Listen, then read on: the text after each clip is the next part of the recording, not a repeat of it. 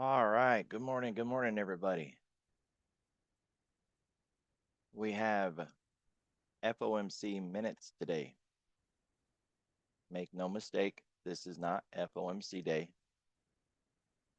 I see new traders always get this confused. Anything that has FOMC in it, they think, oh, it's FOMC day.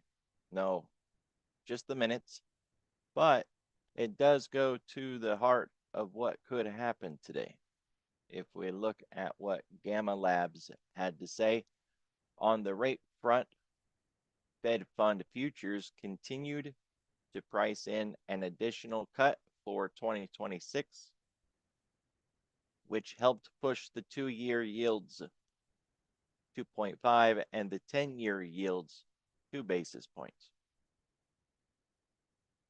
There is a website called the CME Group, and on that, it's free. You don't need an account. You can see I'm not logged in. You can look at what the market is doing. So, when I was newer to trading, it always bothered me when I would hear people say, oh, they're pricing it in, or yeah, that was already priced in. What was priced in, and how did you know that it was being priced in? That was always my question back then when I was new. I didn't know what the hell they were talking about. This is a really good example of what they're talking about. If a rate hike or a rate cut or a pause is being priced into the market, this is where you can see that activity and you can see what they've been trading. Now, don't get hung up on the contract and what they're trading. It doesn't matter. What you want to focus on is what are they doing with it? Are they pricing in a pause, a hike, or a cut?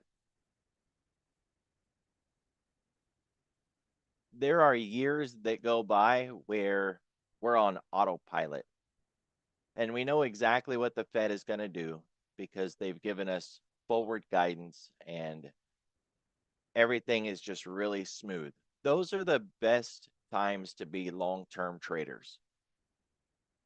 It's really easy as far as anything in trading is easy, which we all know it's not.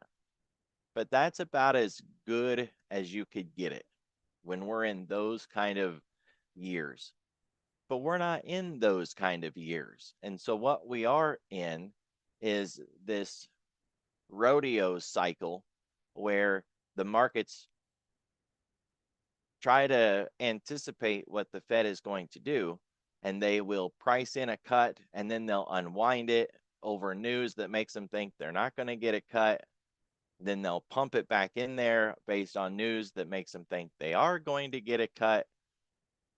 And it's just this vicious cycle like we saw from August, September, October, and into November and December.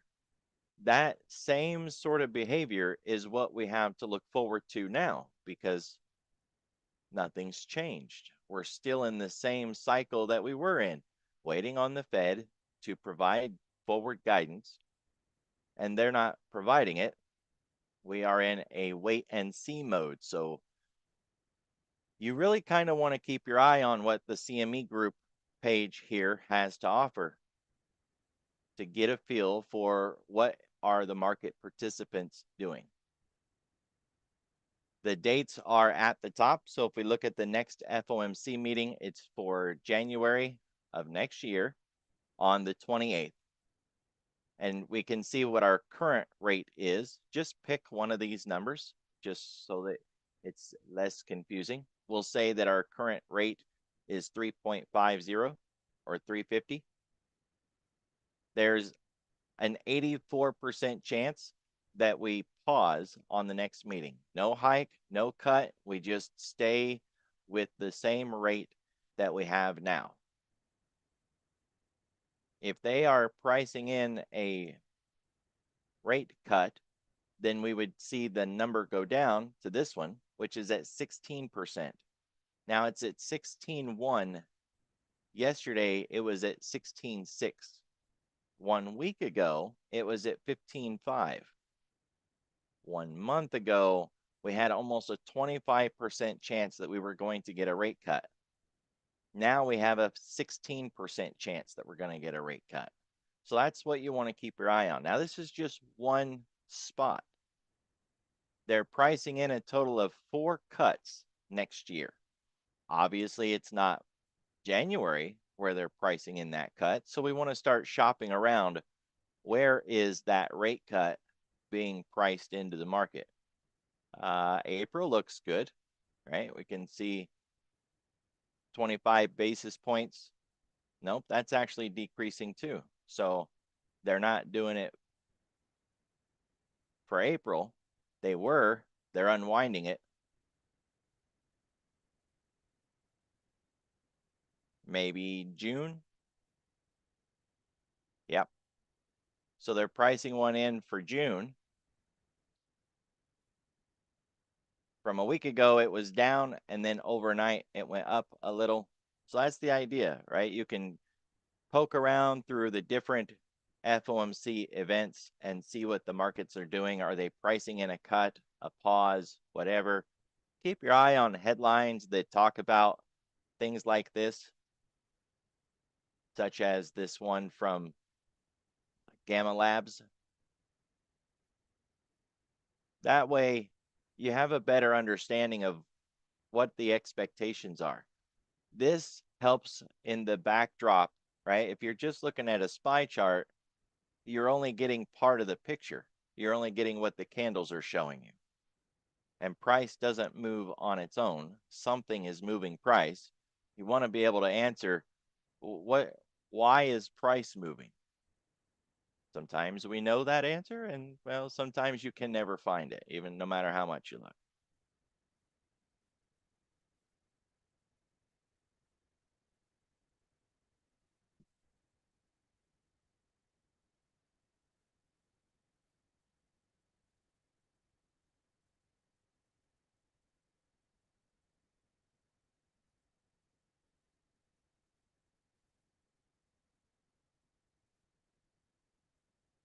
So the FOMC minutes today are the biggest threat that we have today. It is very likely that we go sideways into the event. Why would they want to position and guess or assume what's going to be in the minutes with hundreds of millions of dollars when they can just sit tight, wait, get the minutes, and then make a decision after that? Looking at what's going on around the world, the NASDAQ is basically flat with the S&P and the Dow. Small caps are up just a little bit, not enough to even consider having any value from that. Hong Kong, the same thing. They're basically flat, right? All of those. Now, Japan up a little more than a quarter, less than a half. And then through Europe, greater than a half, but less than one. So it really just looks like that hurry up and wait regime.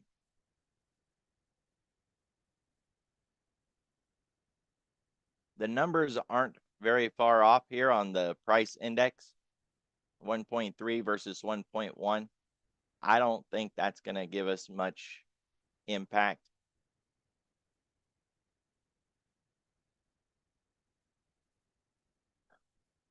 This data at 9:45 could possibly cause some waves. I just don't expect it to, right? The big one today is going to be the FOMC at 2 o'clock.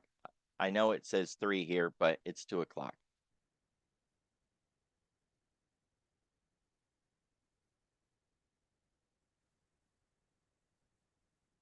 It's another short week, guys, so this will be the last day for the morning briefing until next week on Monday. Right? I won't be back again this week, this year.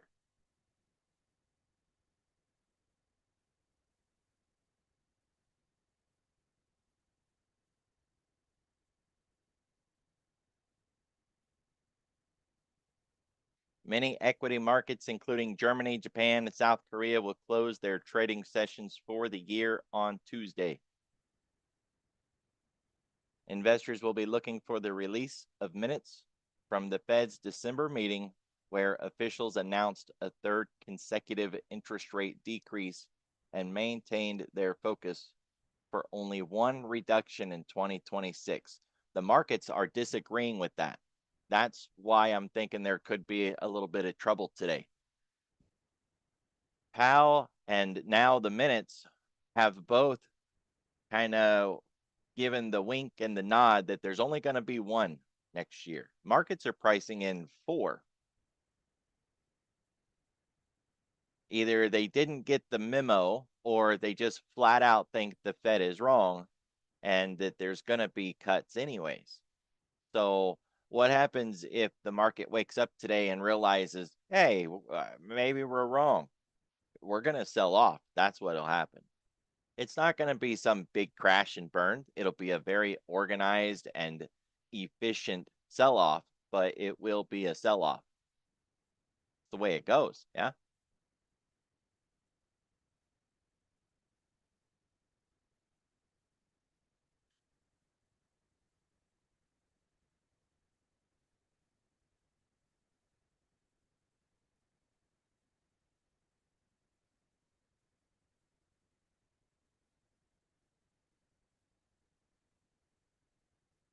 All right. We really don't have anything coming out of the White House today. So, really low risk on that one. It's all going to be about the FOMC minutes today.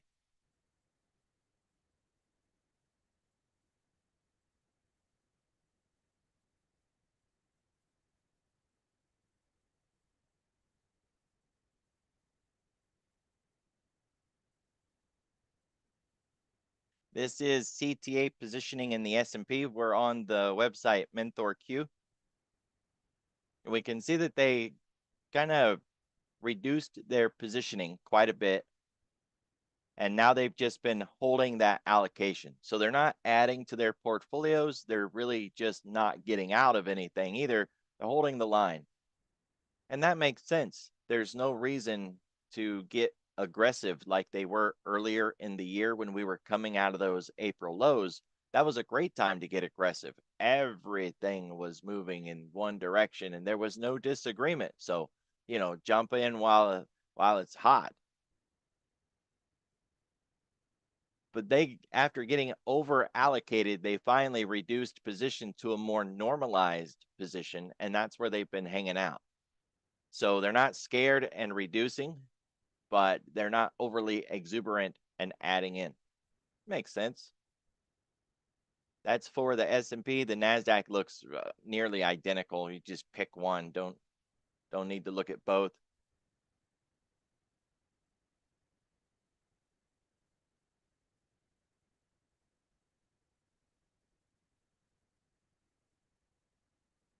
A little bit of a downturn in silver, but it's still up at the highs. This is their positioning.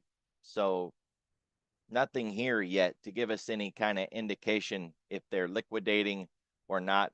We can see they're over allocated compared to their previous levels, but we are near this other high here. I'd consider that over allocation, and then they just did it again, right? Back up to that same level. If we exceed this and start getting higher than that, then this will be their normalized allocation, and we'll be looking at elevated levels above that. And we'll use this for the new normal.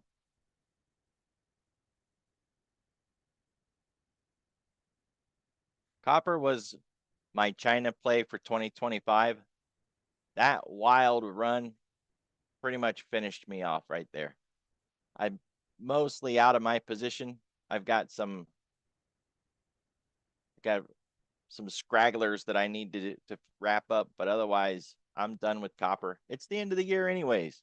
It's time for a 2026 position in some other theory.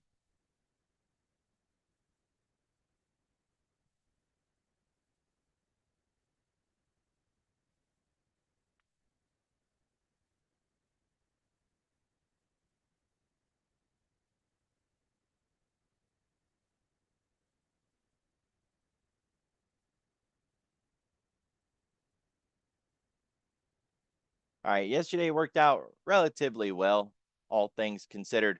The VIX based around that 1410, 14 area, and that stability kind of really helped with the S&P get us back up near high a day levels.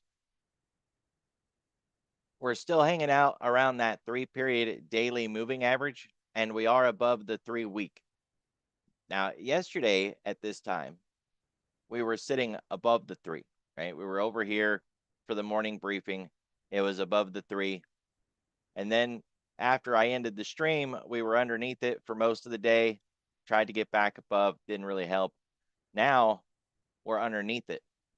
And sure, we've poked above and, stuck our head out looking around, but we're still underneath that 3-period daily moving average. If you look at it on the daily, we had a really nice fork going and then kind of broke it. Like these fork patterns. We got all the moving averages spread out nicely. They're evenly spaced. Price is above all of them, and they've got a nice angle so that they're not flat, right? They're pointed more to the upside. That's what we want to see.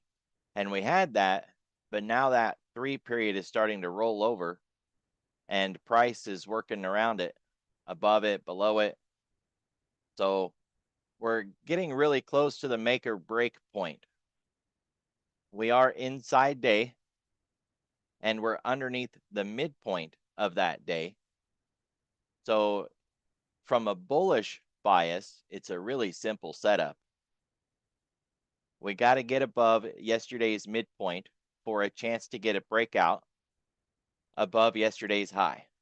At this point, just getting through the close of yesterday would be a challenge.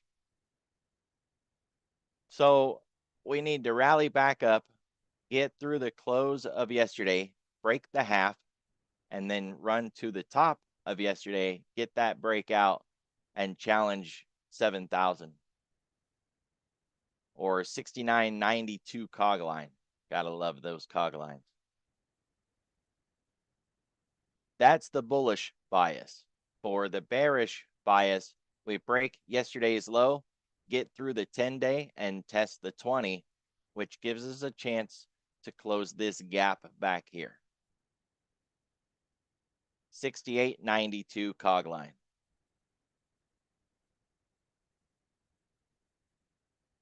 That's almost 50-50, right? We're at 69.52.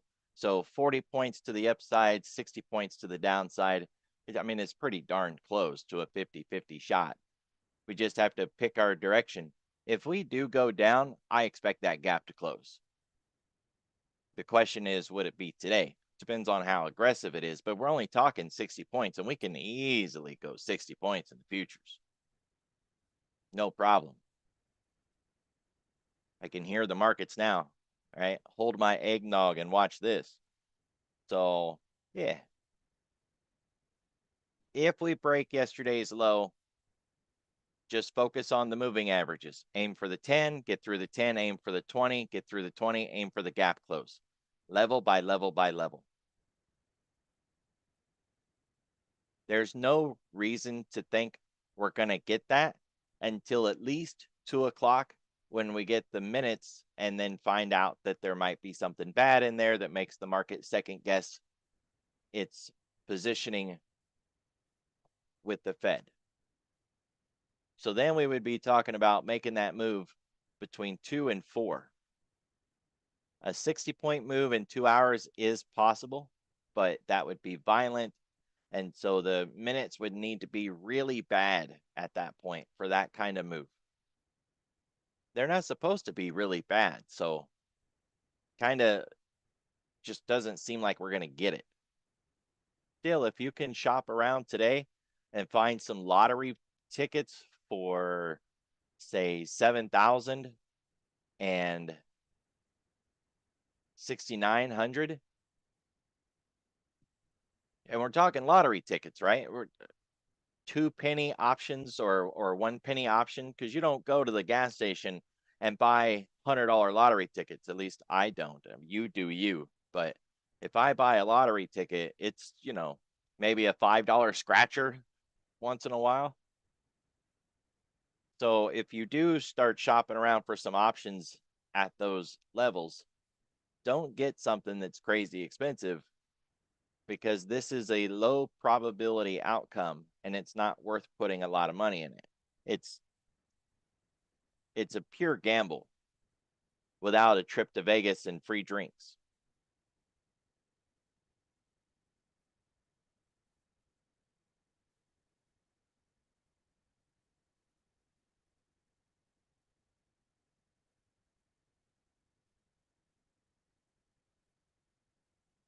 The overnight volume at 42 is still, it's I'm impressed. I gotta say, at this stage in the week, I thought it would have been less. It was certainly less last week on Tuesday, but it's still light, and light markets can really move. So, keep that in consideration.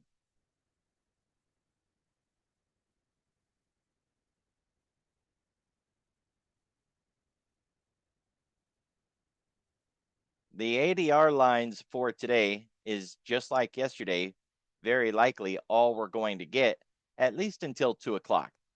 After 2, all bets are off, because we could get, some news that the market doesn't like, and then we get shenanigans. But until 2 o'clock, this is very likely going to be our home. So you may as well just get comfortable, settle in.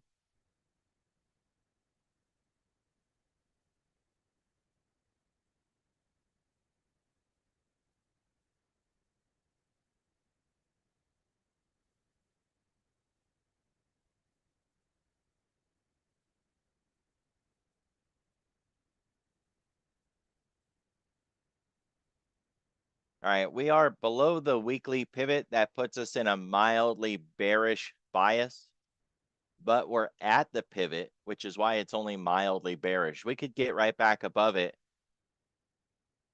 without any effort. So we don't really want to get too heavy on the bearish bias until we get outside of the weekly channel. Then we could, add a little more to that negativity.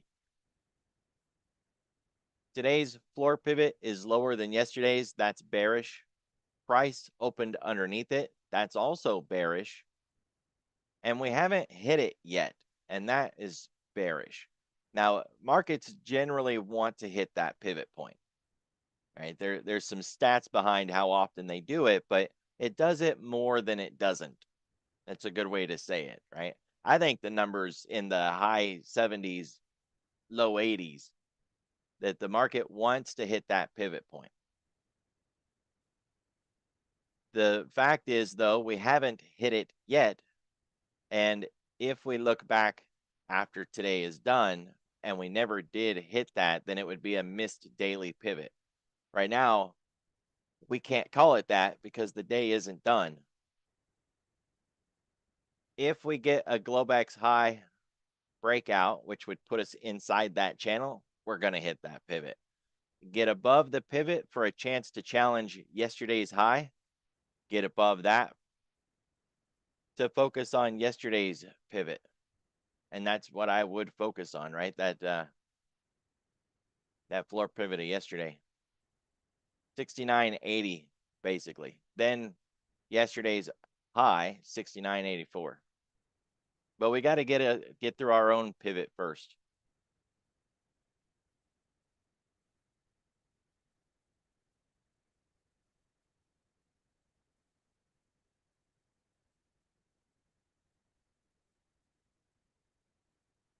R1 is 82 and S1 is 32, which is a cog line. It's really close to yesterday's low, but it's lower than yesterday's low. So if we get that inside day breakout to the downside, we have the cog line and we have S1 as a little bit of a support. It's not amazing support, but it is there.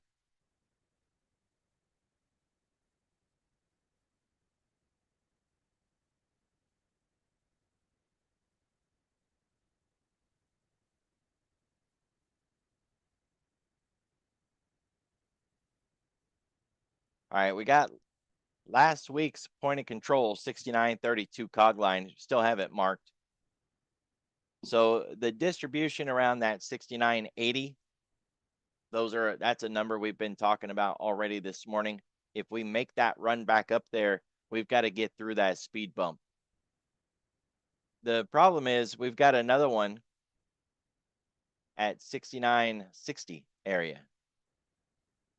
So we got one here, we got one there, and we've got one below us. Well, the one below us might help us and maybe save us from a bigger sell-off, but the ones overhead are just going to hold us back.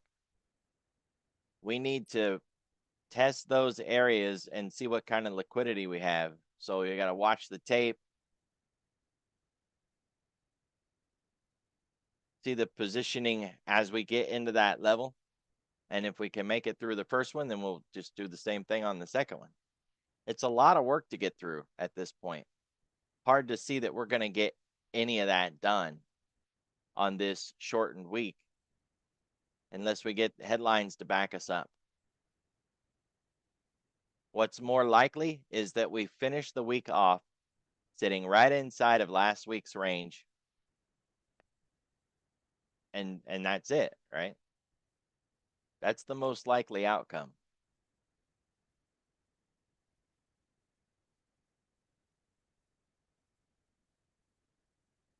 $10-day, 30-minute volume profile and TPO.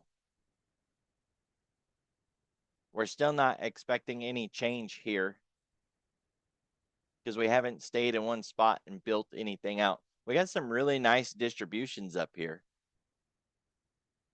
But the candles that made the current point of control's location, they're still a day away at least. We got to start getting into these, and we won't hit those today. So by default, if we can wipe enough candles off from this current point of control, it will move to a new location, and that's very likely 69.32. But I don't see it today. Maybe by the time we come back next year, it'll be up there at 32. Maybe. We don't have a VPOC, so nothing there.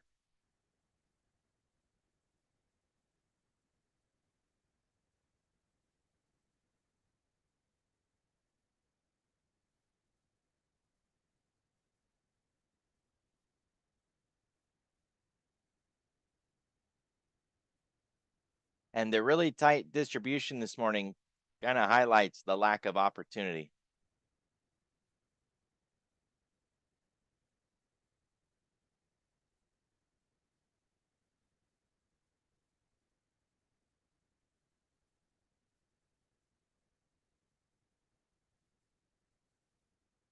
We got nothing, guys. Nothing.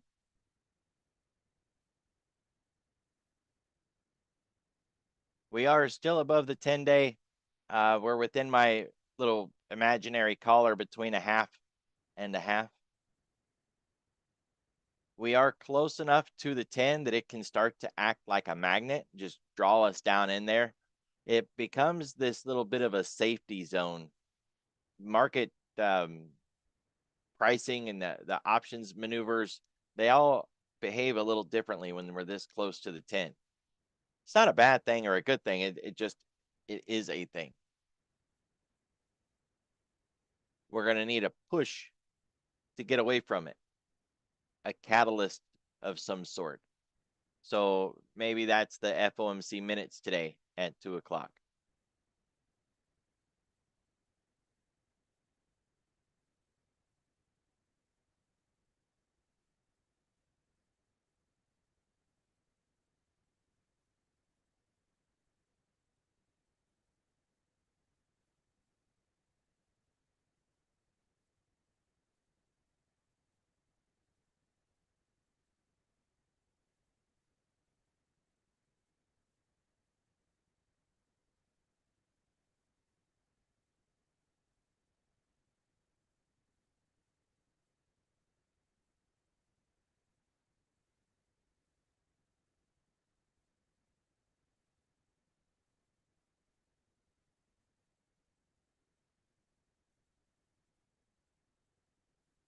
All right, so looking at what's up and what's down.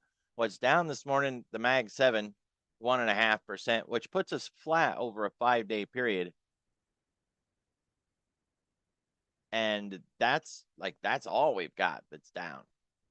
On the upside, gold miners, nat gas, China, metals and mining, Bitcoin, more Bitcoin, UFO. So small caps, some shenanigans. China again, China, robots, energy. Energy's moving in the right direction, just not enough yet. We want more out of that. We want more out of chips. We've got the start of a rally day. We just need the follow through. That follow through could be 0-day options flow. It could be headlines, a combination of both headlines and 0-day flows. We could see some changes in dollar bonds.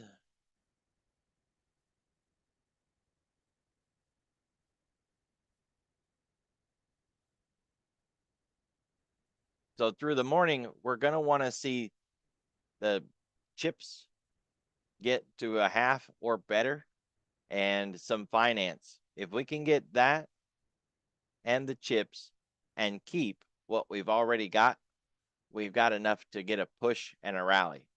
But I'm going to keep arguing, why would we, right? Why would we rally in front of FOMC minutes?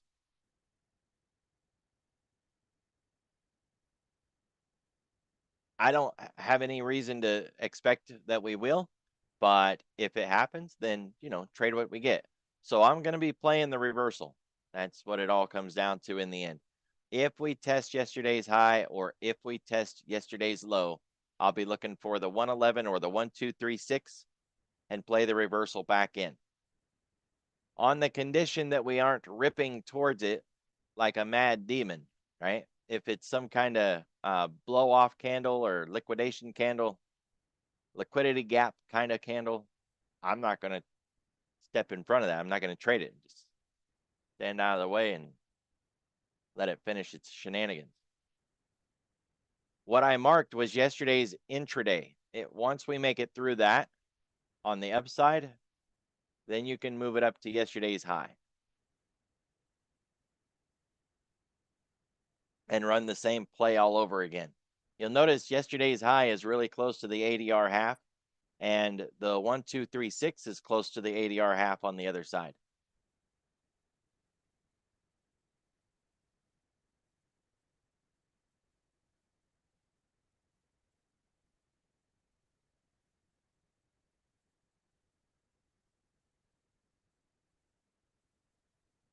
Don't want a rally based on pot stocks and this out of control silver play. So if we're going to get that rally, we want to see the chips, Mag 7, and financials really step in and help out. That's what I got for you guys. Watch the clock. Be careful. Be safe. I'll see y'all next year.